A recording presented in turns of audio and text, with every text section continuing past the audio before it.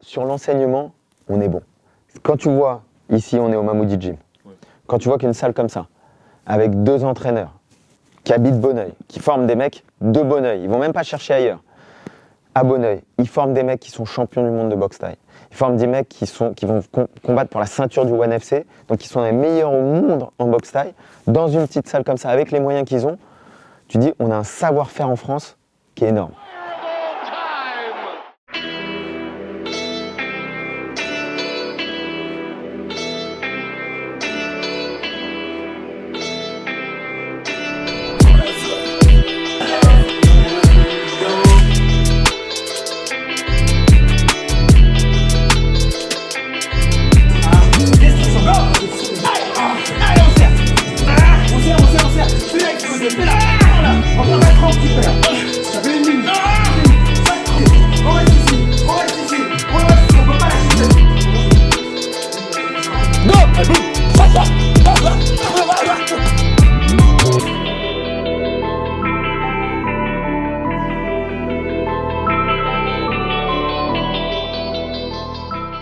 Bonjour Nicolas. Comment tu vas? Ça va la forme. Donc je te remercie de nous accueillir dans ta salle. Merci. Est-ce que tu peux nous parler de ton parcours?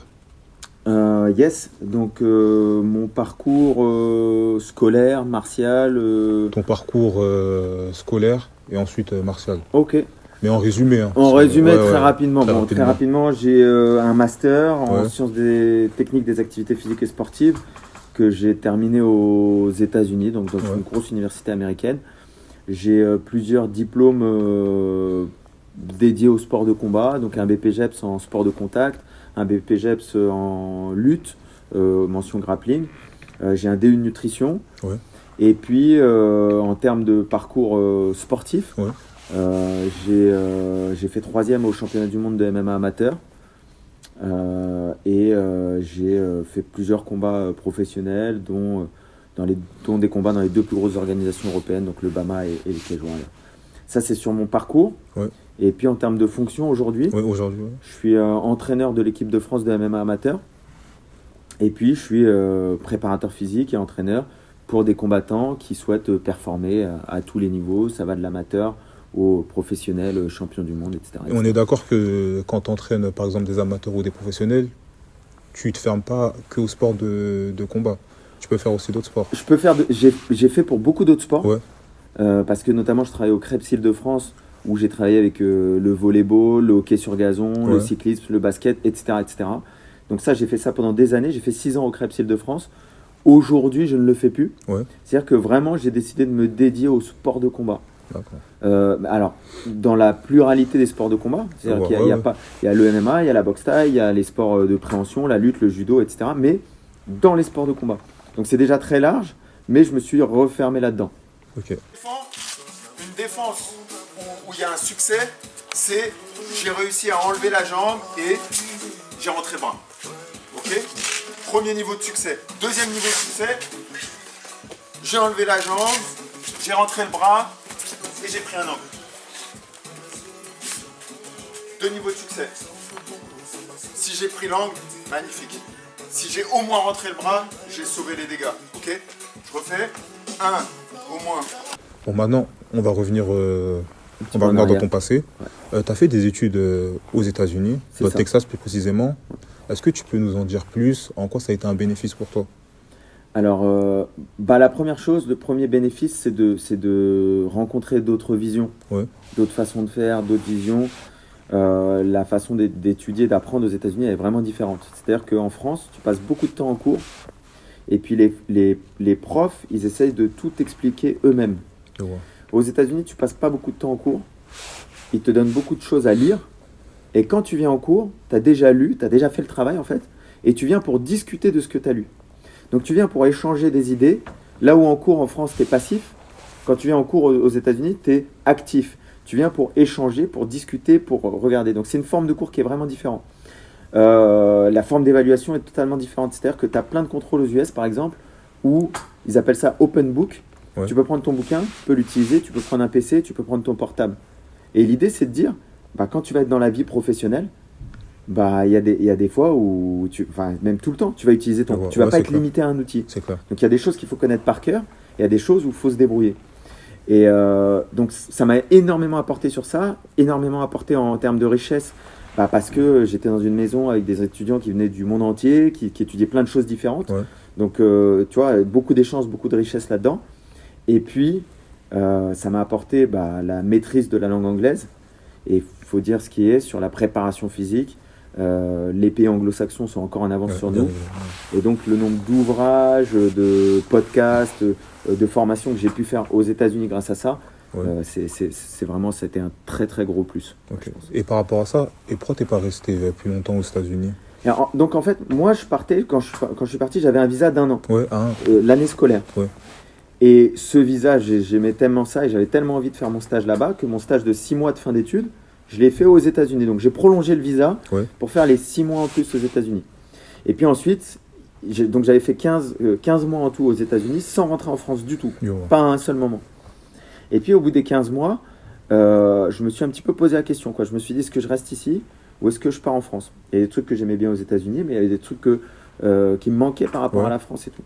Et surtout, au-delà de tout ça, je me suis dit, ok, en France, on a une préparation physique qui est déjà très avancée, très développée. Aux États-Unis, pardon, on a une prépa physique qui est très avancée, très développée. En France, on a des lacunes là-dessus. Et je pense que si j'arrive à faire le pont entre ce qui se passe aux US et ce qu'on fait en France, je peux avoir une plus-value qui est vraiment intéressante. C'est clair. Et c'était un peu ça le projet, c'était de dire, 1, on apporte de la préparation physique avec cet angle anglo-saxon, et 2, on l'apporte dans les sports de combat, qui est une niche qui est un peu pauvre sur la préparation physique d'un point de vue historique. Et ce qui est remarquable aujourd'hui, c'est que si tu regardes la préparation physique des sports de combat par rapport à il y a 10 ans, elle a énormément évolué en France. Aujourd'hui, je pense que... L'écart s'est réduit, je crois. L'écart s'est réduit. Je pense que le mec moyen qui s'entraîne, qui prépare un combat en France aujourd'hui, il est beaucoup mieux préparé que le mec moyen d'il y a 10 ans seulement. Donc en 10 ans, il y a eu un bond qui a été fait, qui n'est pas dû à moi. J'ai contribué un petit peu à ce bond. Et puis il y a d'autres préparateurs physiques qui ont contribué. Et puis les réseaux sociaux. Et puis la mentalité qui a changé, etc. Moi, je donne souvent un exemple. Quand je suis arrivé en 2015 au Krebs Île-de-France, il y avait très peu d'athlètes qui faisaient du squat. En 2015. Parce qu'il y avait encore ce truc, cette frayeur des entraîneurs, etc. Aujourd'hui, tu passes au Krebs Île-de-France, tu vois tout le monde qui met une barre sur le dos, qui fait du squat, qui sait faire du squat complet, on descend, on remonte, voilà, avec des charges honorables, etc. etc. Donc, c'est-à-dire qu'en 5-6 ans, la mentalité elle peut totalement changer dans un endroit, en plus, qui est institutionnalisé comme le Krebs et tout. Moi, si j'apprends une technique, c'est pas parce que ça passe au championnat de France, c'est parce que ça passe à l'UFC. Si ça passe à l'UFC, on l'apprend ici. Parce que comme ça, le gars, dès le début, il fait des techniques qui passent au plus haut niveau. Le but, c'est pas qu'ici, on fasse des techniques, ça passe au championnat de France, dès que tu arrives au championnat d'Europe, ça passe plus. Tu vois? Et je voulais savoir, au niveau des salles de MMA pur, qu'est-ce qu'il y a de mieux aux États-Unis qu'en France? Alors ça c'est super intéressant la question que tu me poses, parce que peut-être que tu le sais, là je reviens d'un voyage où j'ai passé 2 mois et demi aux États-Unis. Par rapport à ça que je te pose la question justement.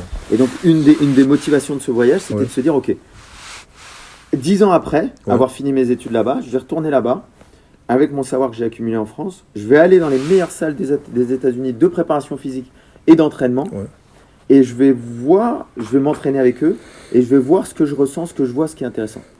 Et en fait, ce que j'ai vu, par exemple, j'étais chez Rafael Cordero, l'entraîneur de Anderson Silva, Vanderlei Silva, etc., entraîneur légendaire de la shootbox. J'étais là-bas, et puis le cours, voilà, on a fait 8 fois 3 minutes de boxe anglaise. Pas spécialement de consignes, pas spécialement de retour, rien de spectaculaire. C'est-à-dire que le cours que tu as vu ce matin, il était 4 fois plus structuré que le cours qu'il y a eu là-bas. Donc, sur ce type de cours, le niveau d'enseignement il n'est pas supérieur. Il n'est pas supérieur à celui que tu trouves en France. J'ai été... Mais après, peut-être c'est parce que c'est par rapport à toi et que toi, tu as déjà cette expertise américaine. Moi, mon ressenti, c'est le suivant. Je pense que sur l'enseignement, on est bon. Quand tu vois, ici, on est au Mamoudi Gym. Quand tu vois qu'une salle comme ça, avec 2 entraîneurs qui habitent Bonneuil, qui forment des mecs de Bonneuil, ils vont même pas chercher ailleurs. À Bonneuil, ils forment des mecs qui sont champions du monde de boxe thaï. Ils forment des mecs qui vont combattre pour la ceinture du ONE FC, donc qui sont les meilleurs au monde en boxe thaï. dans une petite salle comme ça, avec les moyens qu'ils ont, tu dis, on a un savoir-faire en France qui est énorme. Ce qu'on n'a pas, ce qu'on a un peu moins en France, ce qui nous manque parfois, y croire. Ouais. Ce qui nous manque beaucoup, la vidéo, filmer, machin. Ouais, c'est-à-dire qu'une salle comme ça, bon, c'est une belle salle ici. Ouais. Mais tu vas chez Mayweather aux US, moi j'avais vu la salle en vidéo 1 million de fois, mais tu vas chez Mayweather, mais tu dis, ah ouais, c'est ça la salle. En fait, cette salle-là, elle est plus belle que la salle de Mayweather. Sauf que ils savent filmer. Quand ils arrivent, ils filment, t'as les ralentis, t'as le truc, t'as le poster, machin. Tu regardes la salle, tu dis, waouh, c'est un truc de dingue. Et en fait, quand t'es là-bas, tu dis, ah, en fait, c'est une salle avec 2 rings et des mecs qui s'entraînent, c'est tout. Donc eux, ils ont ce truc-là, c'est que, ils y croient beaucoup. Les Américains, ils sont ce truc, ils y croient. Quand ils y vont à fond. Donc ils y croient, ils y vont à fond. Ouais. Mais après, leurs entraîneurs, il n'y a rien de particulier. Il n'y a rien de particulier. Et c'est pour ça que nous, dans les sports de combat, que tu regardes en boxe thaï, quand tu regardes en boxe anglaise aux Jeux Olympiques, les résultats qu'on a fait pour un tout petit pays comme la France, quand tu regardes en judo, on a des très très bons entraîneurs. Là, on pêche un peu plus sur la préparation physique. On a encore du retard. Ouais. C'est-à-dire que le niveau moyen du préparateur physique français, il est en dessous du niveau des bons préparateurs physiques qu'on a aux US parce qu'il y a beaucoup. Donc là, sur ça, on pêche un petit peu. On pêche sur la médiatisation. Et après, nous, dans le MMA, on pêche sur la lutte. Ouais. Lutte, ils sont très forts, très très forts. Et puis sur le sol, moi j'ai trouvé. Après, j'avais un biais, c'est-à-dire que j'étais dans les meilleures salles des États-Unis sur le sol. Ouais. Mais dans les salles où j'ai été, le niveau au sol, il était très fort. Très fort. Ouais. Franchement, ça, j'ai pas à dire. C'est-à-dire que en France, j'étais dans les meilleures salles de sol. Les mecs, ils sont bons et tout. Hein. Mais là, quand tu vas dans ces salles-là, même au niveau ceinture bleue, ceinture violette. Le mec, il maîtrise un répertoire technique, des séquences, ils sont forts. Franchement, honnêtement, ils sont forts. Ouais. Il y a beaucoup de mecs forts, en tout cas. Okay. Sur le sol, bien. Sur la lutte, très, très bien. Dès que tu parles de pied-point et dès que tu parles de MMA et que tu sors cette notion de lutte, sur la pédagogie, j'ai pas vu des choses qui m'ont plus impressionné qu'ici. Et en plus, excuse-moi, même pour finir, ce qui est fou ici, et ça, je m'en suis rendu compte en allant là-bas. Quand je vais à l'étranger, j'y vais pour comprendre ce qui se passe là-bas, mais j'y vais pour se comprendre ce qui se passe ici. Aussi, tu vois. Et je me suis rendu compte de cette chance qu'on a, c'est qu'ici, en Île-de-France, sur un territoire qui est extrêmement limité, on a un regroupement de talents qui est incroyable. C'est pas le cas sur toute la France. Mais sur l'Île-de-France, tu regardes ici, sur le mois dernier, tu as le champion du Brave qui est passé, donc une grosse organisation. Tu as Thomas Loubersan, numéro 1 mondial IBJJF, dans la même salle. Tu as Ramzan et Baki, qui sont 2 combattants qui débutent en MMA, qui ont quelques combats mais qui sont très prometteurs. Tu as Elias Mahmoudi qui est champion du monde de Muay Thai. Tu as Alexis Nicolas qui est champion du monde de boxe française, qui est la star de la... Et tout ça, dans la même salle, tu as tout ce niveau-là qui est réuni. Et qui passe dans l'espace d'un mois. Aux États-Unis, je te garantis que pour avoir ça, tu fais des distances qui sont énormes. C'est-à-dire que là, le périple, moi j'ai fait 25 000 km en 2 mois et demi. J'ai fait 25 000 km. Ici, sur l'espace de 100 km, tu as un niveau de talent qui est incroyable. Derrière son dos, mais je passe pas derrière son dos. Juste je rentre la jambe. Ça, il faut le sentir. Quand ça va arriver, c'est des sensations. Ça, c'est que les lutteurs qui ont la sensation, qui peuvent le sentir. Quand ça arrive. Et est-ce que une salle comme j'ai vu une fois, tu avais interviewé Thomas Diagne. Ouais. Est-ce que tu penses que Eke, une salle comme Eke, c'est une salle aussi banale qu'elle soit? Non, c'est une belle salle. Ouais. Les mecs, ils sont bons, pareil. Et les Eke, ils sont bons où c'est où qu'ils sont exceptionnellement bons? C'est en lutte. En lutte, ouais. Tu ramènes même les strikers qu'on avait ce matin. Ouais. Tu les mets en strike face aux gars de l'Eke. Ouais. Ils ont une belle boxe anglaise. Aux États-Unis, en général, ils ont une belle boxe anglaise. Ouais, dès que c'est pied-point, on peut y rivaliser sans problème. Ces mecs-là, on les ramène à l'Eke, on fait un sparring pied-point. J'ai pas du tout peur pour eux. Là où ils vont avoir des soucis, c'est sur la lutte. Sur la lutte. Okay. Et sur la lutte, effectivement, ils ont un passif de lutte, ils ont une expérience, ils ont des techniques de lutte. Ils sont forts là-dessus. Mais ça, tu l'as vu, on le travaille. C'est clair. On va les rattraper. Okay, on va les rattraper. Et en plus, en France, on a la chance d'avoir beaucoup de Caucasiens. Ouais, c'est clair, c'est vraiment en plus. Une lutte de l'Est. Ouais. Et des Caucasiens qui aiment le MMA en plus. Et donc, il y a de plus en plus d'échanges. Et moi, je crois que cet échange, il va renforcer et les strikers et les grappleurs. Et donc, je pense qu'on va avoir un niveau qui va exploser dans les années à venir. Et tu penses que ça va prendre combien de temps à peu près pour les rattraper? À peu près. Ouais, c'est compliqué à dire. Je pense que dans les 3 à 5 ans à venir, on va voir des pépites qui vont arriver dans les ce que j'appelle dans les catégories difficiles. Dans les catégories les plus difficiles, 61, 66, 70, 77, 77, 84. Voilà. Catégorie technique. Là, ce qu'on voit, c'est qu'il y a du monde qui arrive. Tu vois, on a un Assour qui pratique depuis longtemps, qui est très fort en pied-point, qui est très fort en lutte, qui est très fort au sol, et donc qui est en train de monter dans les rangs du truc. On a en poids lourd, on a chez les femmes, on a un trou entre les deux. C'est-à-dire que même Fares, qui est très bon au niveau français, c'est vrai, à l'UFC, il pêche. Il pêche un peu. Tu vois. Donc on a un trou là-dessus. Alors Fares sur le sol français, même européen, il était vraiment au-dessus du lot, mais à l'UFC, il pêche là-dessus. Donc il y a quand même, tu vois, c'est un vivier de requins à l'UFC, en 70 kg, en 66 kg, en 77. C'est dur. Faut les passer ces catégories-là. Okay. Maintenant, on va parler de Nicolas le combattant. Ok. Parce que donc, tu avais fait une compétition, tu avais fini médaillé de bronze. Ouais. Pourquoi ne pas avoir poursuivi ta carrière de combattant? En amateur. En amateur. En fait, quand j'étais amateur, j'ai fait les championnats du monde. Et après, il y avait la question qui se posait, c'était est-ce que je fais les championnats d'Europe ou pas? Et à l'époque, j'étais au MMA Factory, donc j'ai demandé conseil à mon entraîneur de l'époque, qui était Fernand Lopez. Et je lui ai dit, qu'est-ce que tu en penses? Il me dit, écoute, tu as fait 3e au championnat du monde, qu'est-ce que tu vas faire de mieux aux Europes? Même si tu gagnes les Europes, ça va pas être fou. En réalité, c'est un truc que j'aurais pu faire, mais c'était pas non plus un choix bête de sa part.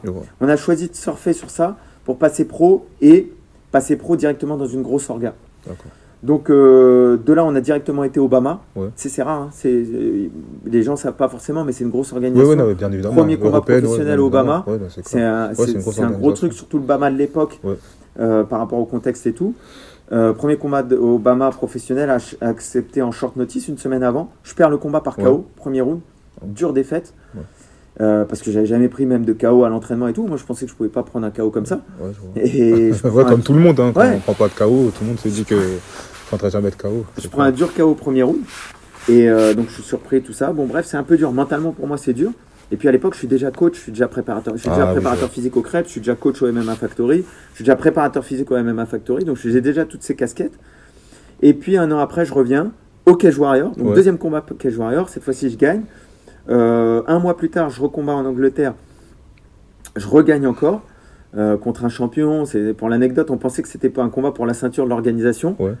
Et en fait, parce que le mec, il avait une ceinture sur l'affiche. Et on pensait qu'on combattait pour la ceinture. Et quand on arrive au truc, et je dis ok, et du coup pour la ceinture, est-ce que c'est bien? Il me dit mais c'est pas un combat pour la ceinture. Et en fait, le mec était champion d'un autre truc. Il avait mis ça. Ils avaient mis d'accord. Et donc je gagne ce combat aussi. Et puis après, en fait, si tu veux, en MMA, t'as souvent beaucoup d'attentes, de désistements, etc. Donc après, si tu veux, moi, à ce moment-là, je pense pas que c'est mon dernier combat.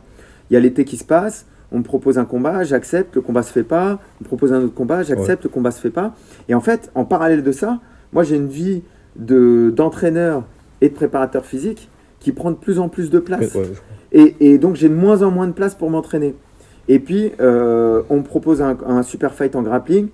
Je le gagne, mais sans bien le préparer. Je comprends que j'ai de moins en moins de temps pour m'entraîner et tout. On m'en propose un autre, il se passe la même chose. Et puis, tu vois, au fur et à mesure, je comprends que finalement, j'ai plus le temps pour m'entraîner, pour être performant à ce niveau-là. C'est pas que j'ai plus le temps pour m'entraîner. Je peux être performant comme ça. Je tourne avec un gars comme ça. Je fais un round de 5 minutes. Tu vas dire, Nico, il est en forme, tu pourrais combattre. Non, c'est une erreur. Je peux combattre si je gagne au premier round. Mais emmène-moi sur un 5x5 dur. J'ai pas le physique pour faire ça. Et donc, il y a un moment où je me suis dit, ok, à quel point tu peux aller haut et fort dans cette optique-là, et à quel point tu peux aller haut et fort dans ton optique d'entraîneur, préparateur physique, etc. Très bien. Allez, baisse pas la tête, Alexis. Allez, c'est bon, toi, allez, Intérieur, extérieur. Monte les points, c'est bon. Oui, très bien. Allez, monte. Ouais, c'est bien. Allez, monte. Tu bloques, tu remises. Allez, Alexis. Allez. Voilà, allez, ma gueule. Allez, dessus. Allez, remise derrière, c'est bon. Voilà. Alexis, allez. Ouais, c'est bien, ça, c'est bon. Allez, oui. Et donc j'ai choisi d'aller plutôt vers l'entraînement. Ok, ça marche. Sauf que j'ai vu dans une de tes dernières vidéos, tu avais dit que tu te préparais peut-être pour faire des combats. Ah non, c'est une vieille vidéo. La vidéo de mon parcours. Ouais, sur ton parcours. Voilà. C'est une vieille vidéo, c'est une vidéo qui date de 3 ans en fait. 3 ans, ok, d'accord. Voilà. Donc là, ça veut dire que parce que comme je vois que tu t'entraînes souvent avec Thomas Loubersan, ça veut dire que là, donc ça veut dire que maintenant tu te prépares pas pour. Je me prépare pas pour un combat. Je me prépare pas. Et même pour tout te dire, je me suis blessé. Je me suis blessé. Donc avant de partir aux États-Unis, j'étais déjà blessé. Et quand je suis parti aux États-Unis, donc mon but c'était de tourner dans tous les clubs où j'allais. J'aime bien mettre les mains, ce que j'appelle mettre les mains dans le cambouis. Donc je voulais tourner partout où j'allais. Et donc quand j'ai été à Los Angeles, j'ai commencé à tourner. J'ai été chez Rafael Cordero au MMA, je me rappelle plus le nom du gym, mais chez Rafael Cordero, donc j'ai tourné. Ça s'est bien passé. J'ai été chez Eddie Bravo, j'ai tourné. Et en fait, tout l'entraînement s'est bien passé. Et sur un mouvement de compression ici, et ça a fait un putain de crack. Et je me suis reblessé, mais plus gravement que j'étais blessé toutes les fois. Et après, j'ai eu beaucoup de mal à retourner aux États-Unis.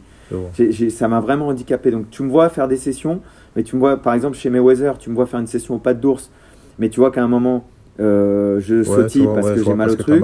J'ai été tourné avec Dylan Salvador, qui était multiples fois champion du monde de boxe thaï, combattant de MMA maintenant, etc. J'ai tourné avec lui, mais tu me vois à des moments où je pose l'appui en fait, et l'appui s'enlève. Et je reviens, et j'ai du mal à lutter, et j'essaie de refaire, mais donc, et même ici, tu vois, je tourne avec les gars, mais en réalité, il faut que je fasse l'opération. Il faut que je fasse l'opération. Et après, quand j'aurai fait l'opération, je vais m'entraîner avec les gars, mais je m'entraîne pour moi, conserver la forme, et je veux être capable de... Je pense qu'il faut toujours faire une alternance entre la théorie et la pratique. Donc, c'est bien, je dis aux gars, il faut faire ça pour passer le dos, dans le dos, mais laisse-moi tester de le faire, laisse-moi sentir la sensation et voir si effectivement ça correspond à ce que je suis en train de dire. Et si ça correspond, super, si ça correspond pas, et ben moi de faire des ajustements. Donc je veux toujours être capable de mettre les mains dans le cambouis. J'éprouve du plaisir à m'entraîner, mais les gens dont je m'occupe avant moi. Moi je passe après. D'abord les gens dont je m'occupe, après moi.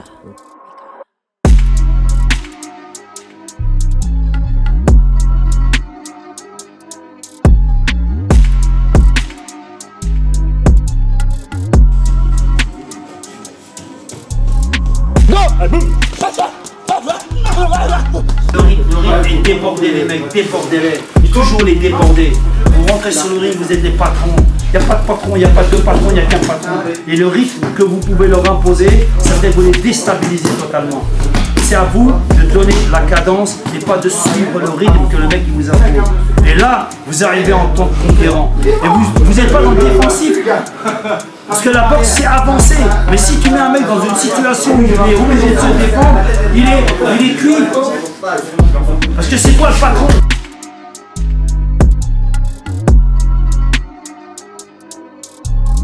Les gars, abonnez-vous un maximum, mettez un maximum de likes, mettez des commentaires si vous voulez me suivre, smartfight.fr, soit la chaîne YouTube, soit l'Insta.